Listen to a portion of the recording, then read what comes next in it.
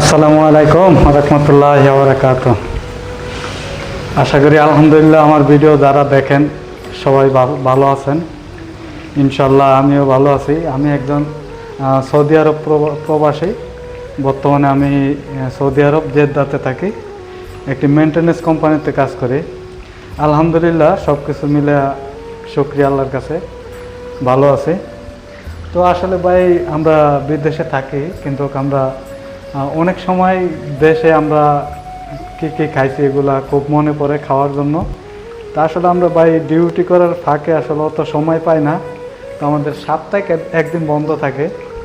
তো তখন আসলে ছোটোবেলায় যে আমরা গ্রামের বাড়িতে আমার মা বোনেরা বানাইতো দেখতাম সেই পিঠাগুলো। তো মাঝে মধ্যে খুব মনে পড়ে যে পিঠা খাওয়ার জন্য। তো আপনারা ভিডিওতে দেখতেছেন অলরেডি আমি পিঠা বানাতেছি। এটা হচ্ছে ভাই আসলে আমাদের ভোলা ডিস্ট্রিক্টে বানায়, এটাকে বলে হলো পাক্কন পিঠা। এটা প্রথমে আপনার তেলে ফ্রাই করে তারপরে হচ্ছে চিনি দেওয়া শিরা বানায়। এই শিরার ভিতরে আপনার ভিজায় তারপরে হচ্ছে জিনিসটা রাখে তারপরে খায়। তা আসলে আমি প্রথম থেকে দেখাইতে পারি না এটার সাথে কী কী দিছি। তো আমি আপনাদেরকে মৌখিকভাবে বলি। এটার জন্য আমার যে উপকরণগুলো লাগছে সেগুলো হচ্ছে ময়দা, তারপর হচ্ছে আপনার আলু, ডিম, এগুলো আমি সবগুলো মিক্স করে প্রথমে খামিরটা তৈরি করছি।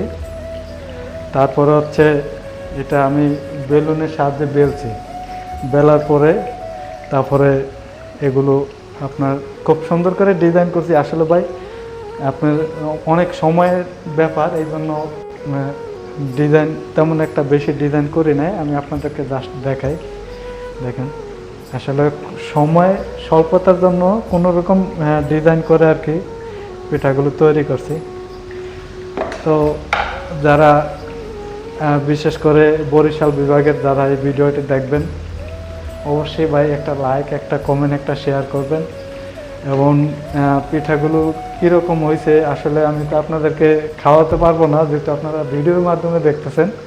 তো কীরকম হয়েছে এটা অবশ্যই ভাই কমেন্ট করে জানিয়ে দেবেন। আল্লাহ হাফেজ, সবাই ভালো থাকবেন।